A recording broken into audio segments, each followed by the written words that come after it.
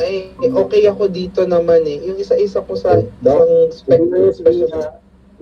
here is your advice. Okay po. Dr. Hannah.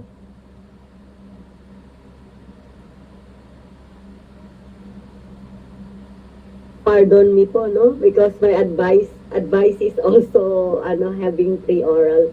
Anyways, I think they're complete na po, no? Okay po. Ano po? Dr. Ian is the chair, I guess. Yeah. Yeah, Doc Rian, you're the chair. Yes, ma'am. Thank you. Okay, shall we start, Ma'am Rona? Yes po, I'll just click Okay. I'll just record this one. Although uh, the student or the researcher should record at home. Okay, so good evening, everyone. Good evening, Ann Tomas, and to your advisor, Dr. Winnie Duterte, and also our distinguished panelists, Dr. Chester Leve, and your ethical reviewer, Ma'am Rona Federico. Okay, so Ann Tomas, good luck. Okay, you don't need to present your slides. We will begin with the interpolation, okay, for the improvement of your paper. Okay, let me call on the first panelist, Dr. Chester Hillel. Thank you, Dr. Rian. Congratulations to you and Thomas and to your advisor, okay, for reaching the pre-oral defense. Okay, how are you? Doing well po, Doc. And Oh, good evening po sa inyong lahat. that's nice to hear. All right, so mentioned by Dr. Rian, all the comments and suggestions here are for the purpose of improving your manuscript. Okay, Yes po, so Doc.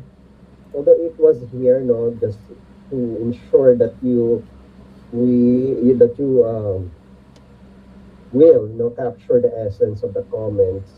Okay, please improve some write-ups. Okay, for example, no, one of the statement here that is the counseling is widely recognized as a tool.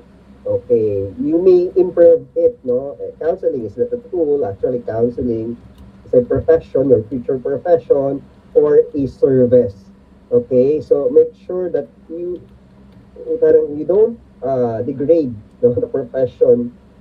It's important to have you reconsider how you write your manuscript, because if that will be um, approved later, it will take that will be a precedence. No, people who will read your manuscript will just consider it's a tool, but it's not a mere tool. Kaya nga, pahirap na pahirap, magbo-board exam ka pa. And then also, in the background, same thing, no? Please provide specific context. Yan, it should be clear what are the issues. The locale should be clear, the research locale, the target respondents, participants, in order for you to have a clear discussion of its specificity. This make it different from the introduction. Kasi pagpabawa ka sa background, nababawasan na yung mga general discussion, literature support, kasi pumupunta ka na sa background specific. Okay? And then, may part dito na medyo confusing, not confusing. Kasi qualitative study ka. Yan. So, the themes will emerge from the data. So, wala tayong dinideclare na clear theme. Kung wala tayong dinideclare na clear theme, kailangan yung phenomenon existing. Meron kasi ditong from denial to acceptance. Ano yung parameter nun? Yan. Ano ang parameter na hindi siya clear? Again, no, hindi mo i-assume na may denial papunta doon sa acceptance kung wala kang basis. Kaya kasi nga, yung target respondents mo, participant, hindi clear. Anong mga qualifier nila? For example, your respondents are parang with autism. Okay? That's clear. That's given. So wala kang dinidikta. Ngayon, etong parents na to, ano yon? Denial to. Yung transition kasi may movement eh. How certain, what is the parameter na may denial sila to acceptance? Kailan nangyari yon? Unless otherwise, longitudinal yung study mo. Okay? Makikita mo yung transition, denial to. Kasi acceptance. Yan. Ano ang data na nagsasabi na dumaan sila sa denial? Kasi we don't, specifically you, especially your research approach is phenomenology. Yan. So, ibig sabihin kung anong sinabi ng respondents o participants, doon ka lang. E paano kung may nagsalita? Ang sabi niya, hindi siya dumaan sa ganung phase kasi aware naman siya, part ng kanilang parang sa kanilang lahi, ganon, may mga kamag-anak siyang may ganung condition, yan. So wala na. So hindi kasi clear, okay, yung respondents and research lokal mo. Hindi ka pwedeng mag-claim ng ganon, lalo na kung pure qualitative ka. Is that clear with you? Yung Yes, po. transition mo yun, yung parameter na yun. Yes po, Doc. Tapos may mga data na nagsasabi, these parents are these select parents, went through denial, mas maganda nga, nag-subject pa ba sila sa counseling, may record na ganon, then finally, nagkaroon sila ng acceptance. Okay yun. Okay? Parang ano ba, kung grieving period, clear yung grieving period na yun. Oo, pero yung denial to acceptance, hindi mo pa ma-concretize dun sa study mo. Okay? At least for the discussion. And then, improve the themes of your RL or review of literature. Halimbawa, ang theme mo ay Understanding Autism Spectrum. Yun yung theme mo. Although, okay naman yung content nung discussion ng RL mo, pero, ang dinidiscuss mo doon ay halimbawa, yung tungkol sa parents, tungkol sa maybe social, emotional, yun yung discussion mo. So, hindi nag-agree. I do agree na hindi mo dyan pinaiintindi kung ano ang autism. Kasi hindi naman yun ang target mo. Tama ba ako? Ang target mo ay yung parents. Yes po, Hindi Doc. na yung autism. Pero ang tinitle mo, Understanding Autism Spectrum Disorder. Okay? Hindi siya pwedeng maging theme mo. Okay yung content ng literature mo, pero reviewin mo yung mga themes mo if mag-agree. Okay? And then also you mentioned research gaps. Medyo nakakalito. Sabi mo doon sa research gaps mo, nilagyan mo siya ng subpart. Okay? Sabi mo, there is a dearth of research in the Philippine context which highlights the need for studies that look into culturally relevant counseling techniques for helping parents accept. Yan yung sinasabi mong kulang at kailangan. Pero, pag tinignan mo yung statement of the problem mo, hindi naman papunta doon yung research mo. Okay? Ina-assert mo yun, pero pag tinignan natin yung research mo, yung statement of the problem mo, hindi ganun ang direksyon ng statement of the problem mo. Ang tanong mo sa statement of the problem mo ay live experience. Okay? Tapos, I really don't know how you delineate 1 and 2. Baka kasi sa live experience, ma-cover na yung emotional and psychological. Kasi ang lawak ng live experience. Unless maging specific ka dyan. So baka ma-discuss na sa pagsagot. Siguro yung 1, 2, improve mo na lang yun. Baka mag-overlap siya. Ang pangalawa mong tanong, how do parents perceive the role of counseling? Mere asking lang. Ang nangyayari, kung sa quantitative ka, wala lang, tanong ka lang. Pero hindi natin makita. Although nag-assert ka dun sa research gap mo na kailangan magkakonti ang research tungkol doon na ano ba to? Ayun, nasabi ko na kanina, sorry ha. Nawala na yung binabasa ko. Ayan. Na may needs na gano'n, di ba? You remember naman that because that's your manuscript. Tama? Yes po, Doc. Ayan, relevant counseling technique. Sabi mo, kailangan magkaroon ng study na tumitingin sa culturally relevant counseling. Yun ang sabi mo, kaya in-highlight mo siya as research gaps. Pero pag tinignan naman natin, iimbestigahan mo, hindi ka naman papunta doon sa relevant, culturally relevant counseling techniques. Tinanong mo lang sila, ano ang pagtingin nila sa counseling? O how they perceive the role of counseling. Wala, you're not, parang you're not going there, okay? And then reconsider siguro yung sequence ng RL mo. Yan, sa yung mga teams mo ha. Usually, wala nang separate section for the research labs. Kasi, when we say review of related literature, comparing and contrasting yon. So, kumbaga, nag-iispadahan na sila kung anong meron, kung anong wala, kung anong kulang. So, pwede na kasi mismo doon mag-reveal yung research gaps. O kaya naman, doon sa synthesis, no?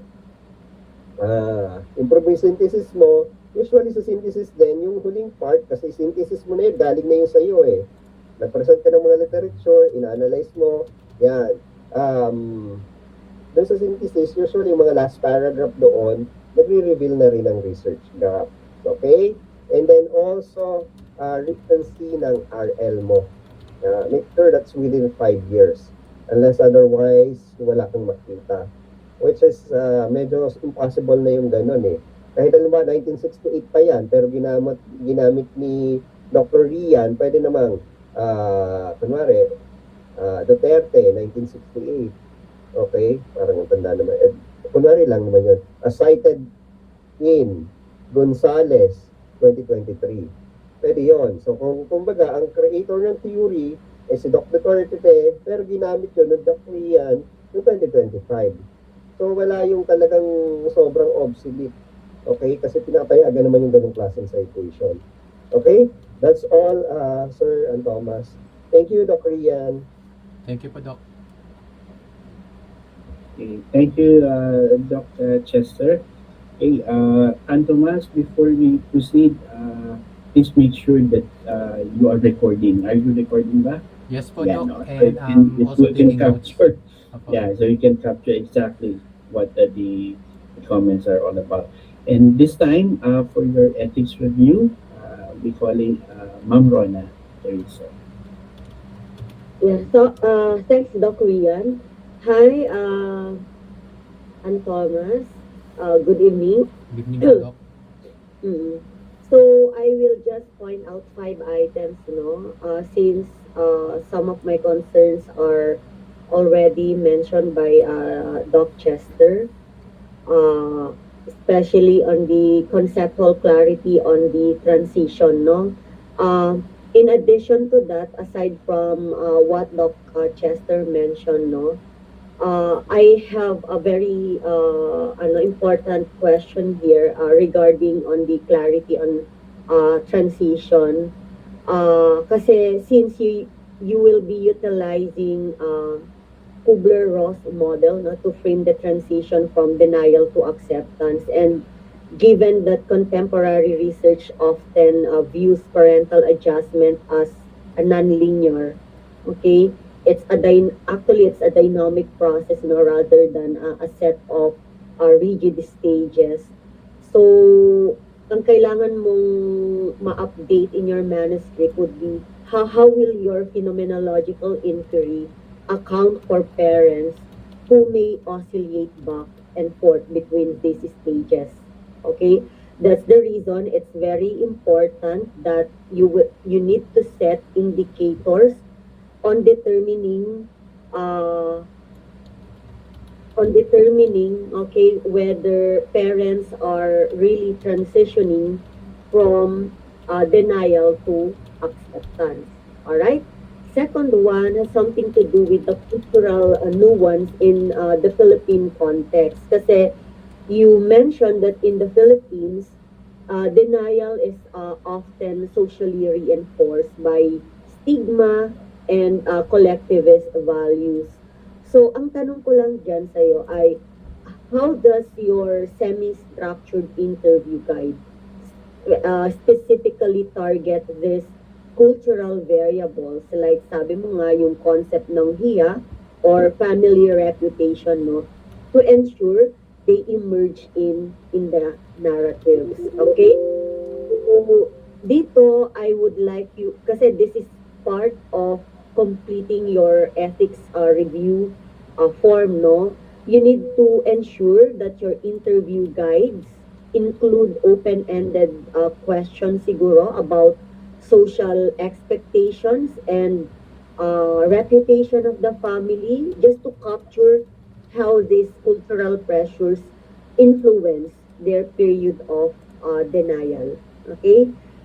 Next one is yung distinguishing between denial from information seeking. Kasi in your literature review, you note that denial can manifest as seeking advice from several specialists. However, this could also be interpreted, no, as proactive information seeking. So, dito it's very important to address how will your phenomenological analysis distinguish between maladoptive denial and diligent parental advocacy. Baka kasi ano yan, um, mag-interchange yan, okay, later on. So, that should be properly distinguished, okay, in your study. So, maybe if you could add in the definition of terms, if you could provide a more nuanced definition of denial that accounts siguro, no, for it is a temporary coping mechanism, and if you could include interview prompts that ask parents to reflect, no, on their intent when they sought multiple opinions. All right. Thirdly, has something to do with the robustness of the distress protocol.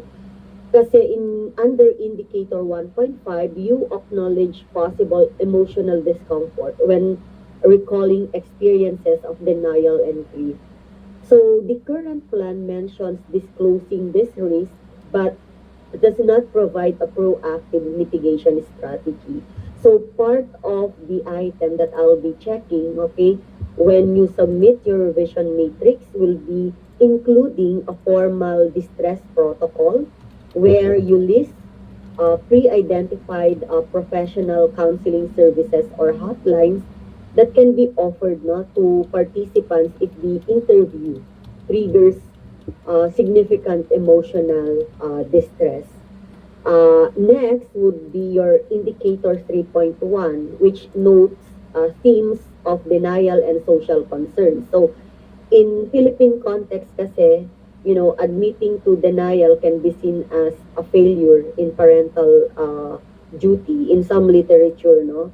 So, siguro my recommendation here is if you could describe how you will practice bracketing, okay, to ensure your own professional or personal biases do not make the participant feel judged during the disclosure of their denial phase. Kasi napaka important niyan. Alright? And last but not the least would be the inclusion of member checking.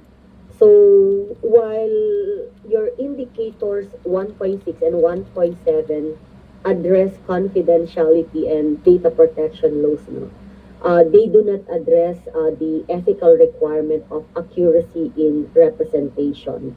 So, my recommendation here is you need to include a member checking step in your action plan where participants, no, are given the opportunity to review their interview transcripts or the resulting themes just to ensure their lived experiences has been captured accurately and ethically.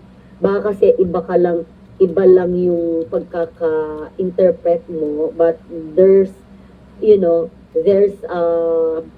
another meaning for that. So it's good that it's better rather to include a member checking, okay, before you finalize your interpretation. All right. So that would be all. Others would be included in the official presentation proceedings. Back to you, Doc Rian. Thank you, Ma'am Rona.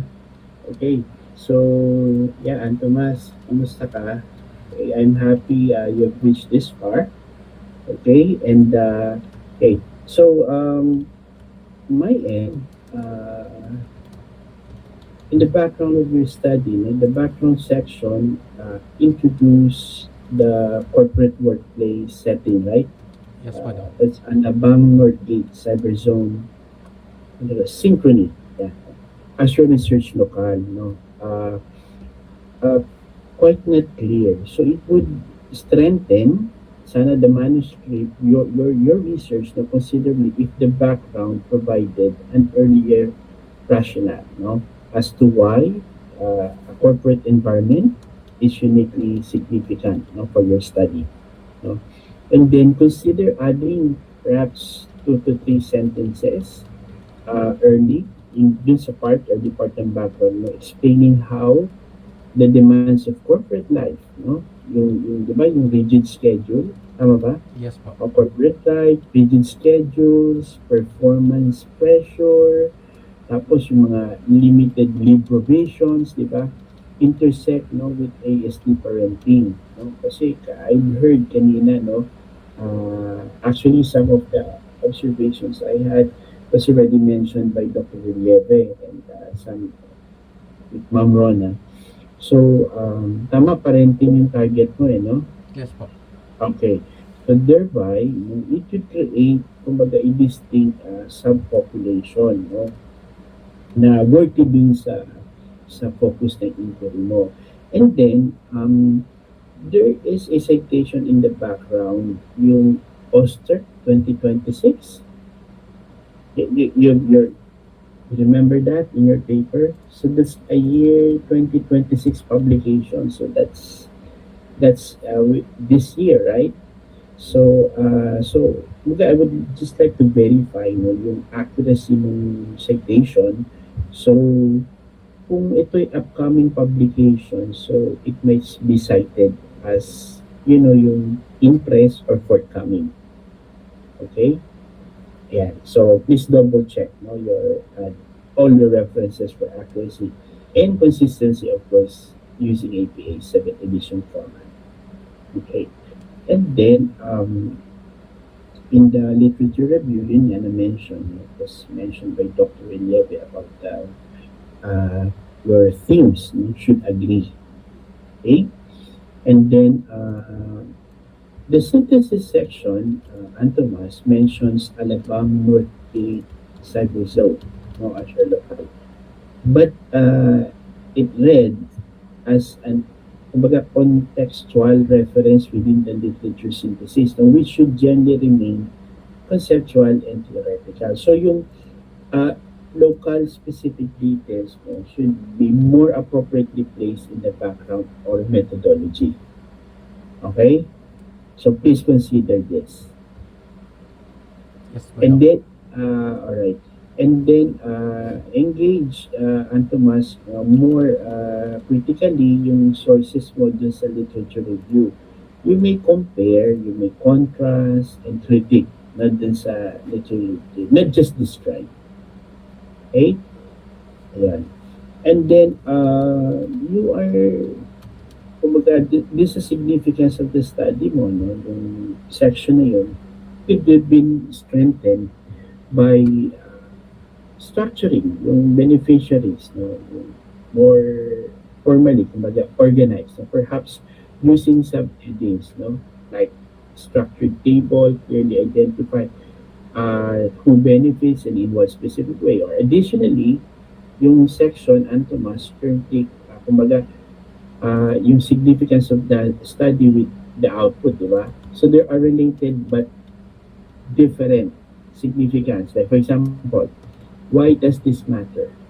While the other, kumbaga, output section answers what will be produced, di ba? So consider separating or more distinctly, no, to delineate yung two aspect na yan. Okay, now for the population sampling, the manuscript repeatedly refers to the number 1 Philippines. No? You're aware of that. No? Number 1 Philippines, great place to work. GPTW 2026, no? Repeatedly refers to that. No? So leading company, which is Symphony, multiple times in the methodology. You might want to revisit the methodology, no? Appearing like parang ano na siya, verbatim na, no? At least 5 times across the section. So, kumbaga this repetition is excessive and, so maganda introduce the local ones with full description, then use a shortened reference like synchrony or the study site thereafter. Okay, Yes, so that's all for me. And Tomas, all the suggestions, no, of the panelists, okay, will be reflected in the recommendations and comment section. Okay, so at this point, we'd like to request your advisor and you to leave the call as we do our deliberation, and then you will be called for later. Alright. Again, Thank you po, Doc. okay, on Rona.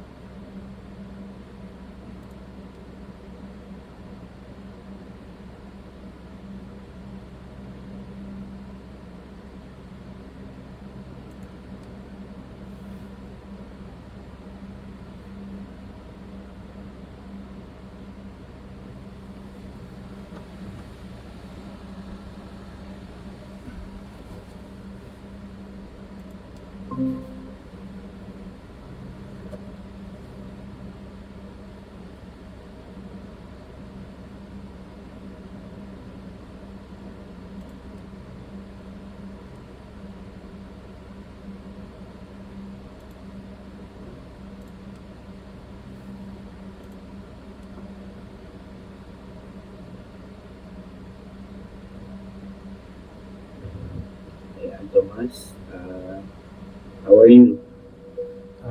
Okay naman po, Doc. Okay naman. That's good. Okay. I'll just wait for your advisor, Dr. Rodriguez.